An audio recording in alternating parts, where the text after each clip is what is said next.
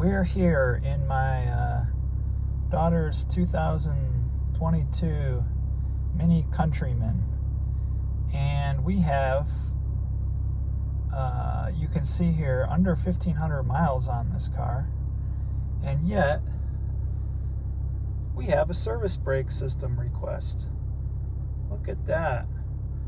Well, what I did was I went ahead and checked the rear brakes, and that's what this request is saying.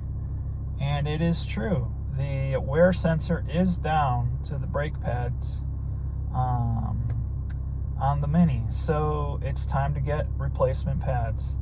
And so I'm here right now, and I'm going to set up replacing the pads. And the first thing you have to do with these new cars is place the brakes into service mode so that you can replace the brakes. Basically, the electronic parking brake has to rewind so that you can set the brakes properly. So I have here my Autel MaxiCheck MX808 MX808, and I had figured out last night how to actually I had to upgrade the MaxiCheck MX808, and that, of course, that costs $150. And luckily, after goofing around with this for a while, I had figured it out. When you go, you're going to do service, right? So you got to do the brakes. So you hit the service button, and then this EPB is the electric. I'm not sure what EPB stands for, but I know that's the one for the brakes. And we have the Mini, and we're going to auto select, and I'm going to just pick from the VIN that I have here.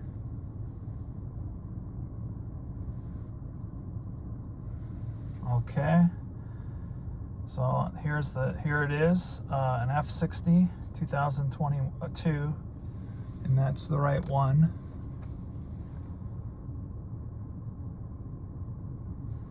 And now it takes a long time to communicate with the car. Okay, so now it'll take you to this hot functions spot, and you hit hot functions. Okay. So now it'll take you to this hot functions spot, and you hit hot functions.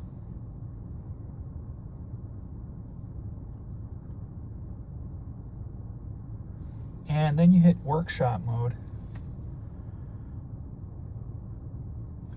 And it says, okay, continue. Okay, then it gives you a description of what this workshop mode does. And basically, this mode, the parking brake is moved into the open position and temporarily deactivated. The installation position must be activated for the following repairs. So replacement of brakes, replacement of calipers, and a replacement of a EMF actuator. So, okay, I'll hit continue. And we want to activate the position, so that's F1. Okay, function has been selected. Release the parking brake. Okay, the parking brake is released. Activate the foot brake and press the parking brake button. Okay, so I did that. Now I'm going to press the parking brake button. Okay. And then I'm going to open up the window. And release of the parking brake takes about 3 seconds and can be heard. So I'm going to hit continue now.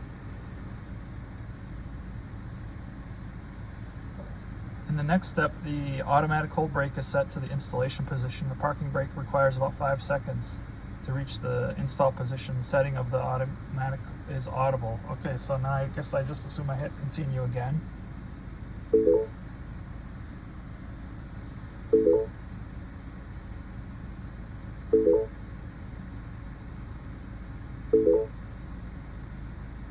Okay, continue. Installation position of the EMF parking brake were not reached correctly in a minimum of one side, so perform the unit test again. So I'm going to actually turn off the car. Okay, and I'll try this again. This is what happened last night. I had to go over it a million times. Book communications, okay, continue. Okay, establish communication, F1 has been selected. Release the parking brake. Okay. I'm not sure what release is, but I hit release and then activate the foot brake and press the parking brake button. The parking brake button, okay. Okay, then I hit it. The next step is to say, okay, a fault has occurred. So here we go again. Okay, I was able to actually get this to work. What I had to do though was keep the car running while I went through all the parts. In addition, this really button here is the one in which it tells you to release or activate the brake, and then press the pedal.